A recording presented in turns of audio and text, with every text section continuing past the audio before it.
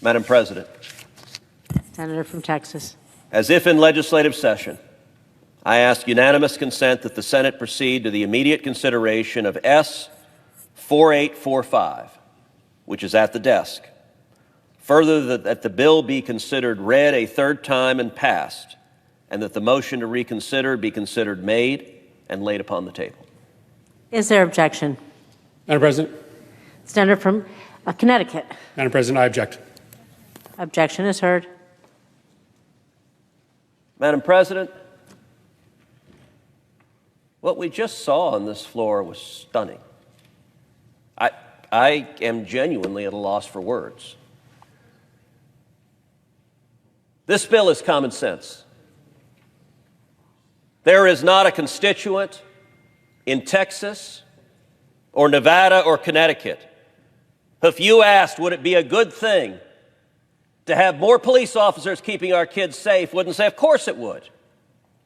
There's not a constituent of ours who, if you asked, would it be a good thing to have more mental health counselors on campus to stop people from committing crimes, would say, of course it would. I was informed a few days ago that when I was going to seek unanimous consent, the senator from Connecticut was going to object.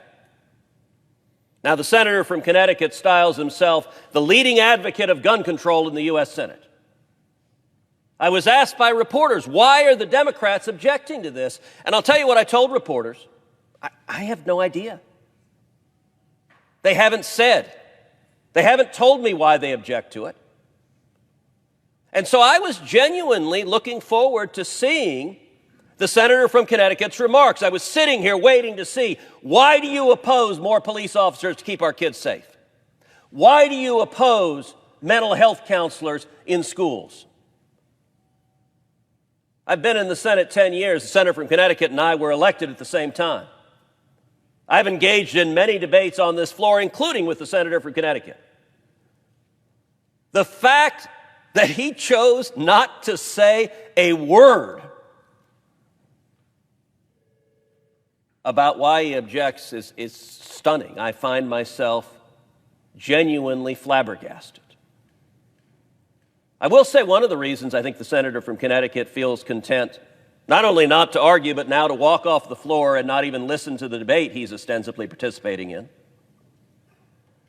One of the reasons he feels free to do so is if you look up to the Senate gallery, I can count them, there are precisely 0 reporters in this gallery.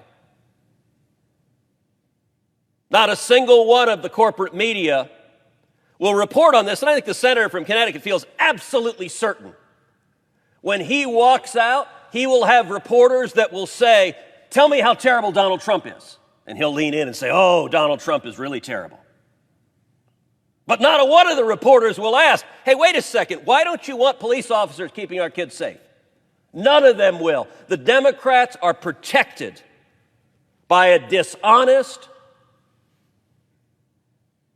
army of propagandists in the corporate media. CNN will not have a panel sitting around discussing why is it that the Democrats simply do not care to defend their positions. Let me tell you, when there's a mass murdering and the Democrats stand up and give speeches and they point at Republicans and say, blood is on your hands, it's great political rhetoric. It's dishonest. But boy, it gins up their donors. It gets people to go and write checks to Democrats and fund their campaigns. What we just saw reveals that Democrats have one objective when a mass murder happens, and that is to take away the Second Amendment rights of law-abiding citizens. That is always, always, always their solution.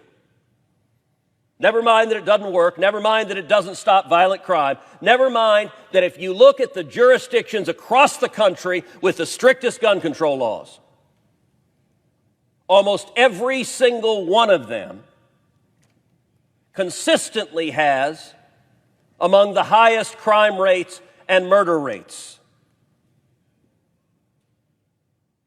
Earlier this year, the senator from Connecticut authored his big gun control package, rammed it through this body. A package which will do nothing, zero, to stop mass murders. We will see another mass murder. I pray that we don't, but evil exists in the world, and if another lunatic attacks a school, and there's not a police officer at the front door to stop him, remember right now. Remember this moment when the Democrats said, no, we will not protect our kids.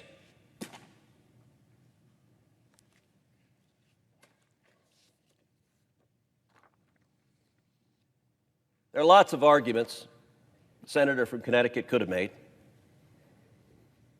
He chose to make none of them.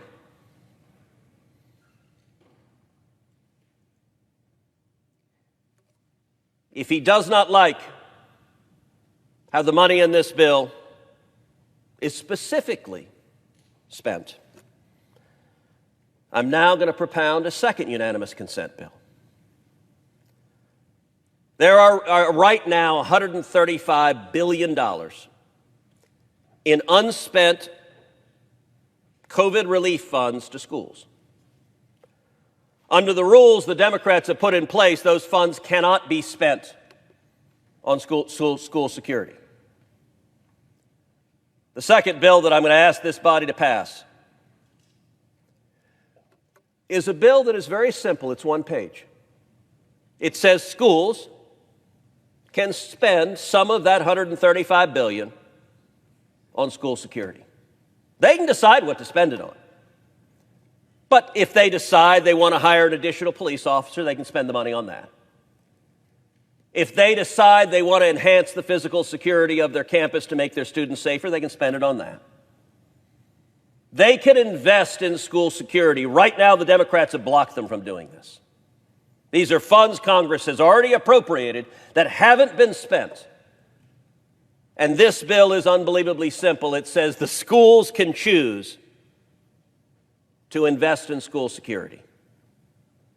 Therefore, Madam President, as if in legislative session, I ask unanimous consent that the Committee on Health, Education, Labor, and Pensions be discharged from further consideration of S.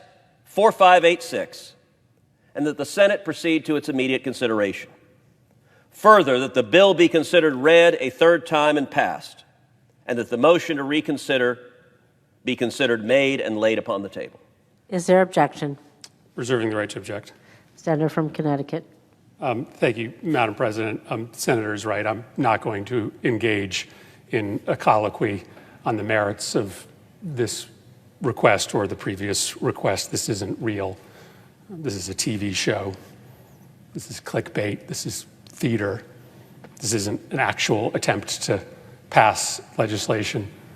Senator Lankford approached me about this particular bill on the floor a week ago and asked to engage in a dialogue with me about it. I thought it was a legitimate request, and I set my team to task of trying to work something out with Senator Lankford, and now there's a unanimous consent request to pass a bill that's under negotiation and discussion between serious legislators who actually want to find a result. So, no, I'm not going to debate the merits of these UCs. This isn't real.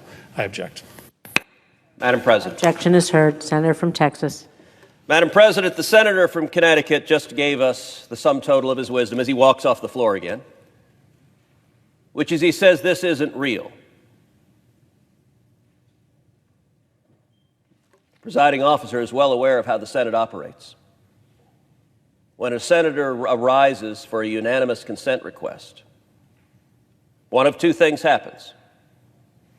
A senator objects, or the bill passes. I've stood on this floor and passed unanimous consent requests because our colleagues chose not to object. One of the more notable instances was following multiple instances in the House of House Democrats making anti-Semitic comments. The House tried to pass a resolution condemning anti-Semitism. And sadly, the radical left in the Democratic caucus objected, and the House Democrats couldn't pass a resolution condemning anti-Semitism. I joined with our colleague, Senator Kaine from Virginia, a Democrat, We authored a resolution, the CRUZ-Kane resolution, a bipartisan resolution that was a clear and unequivocal condemnation of anti-Semitism. It condemned BDS as anti-Semitism. It condemned explicitly the anti-Semitic comments made by those House Democrats at the outset of the dispute. When Senator Kane and I came to the Senate floor, we did not know if a senator would object.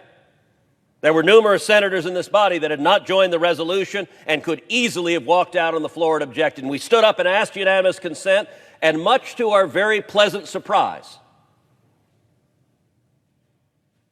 the opposing party chose not to object.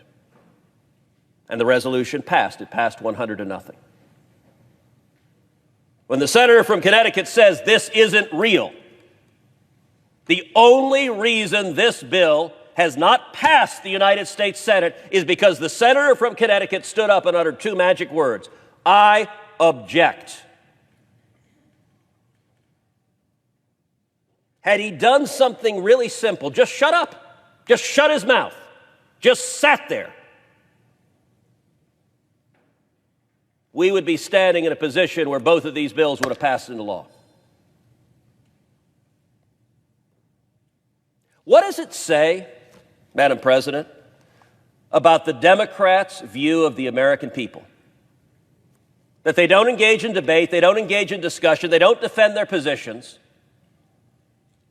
They instead arrogantly say no and have full confidence their compliant cheerleaders in the media will never even tell anyone about it. I don't know how you defend the position he just took.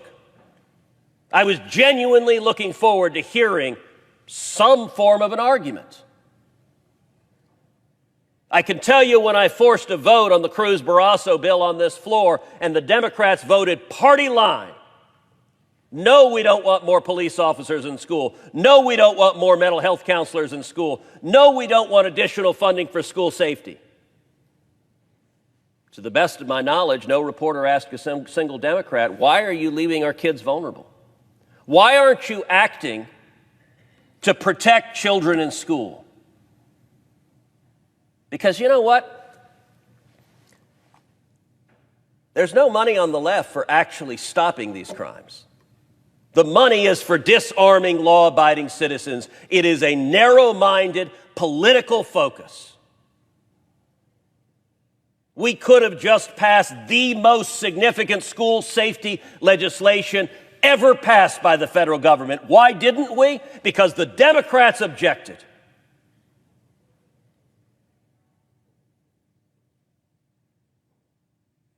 That objection is wrong. It's irresponsible. And it shows a willingness to play political games while demonstrating contempt for our constituents.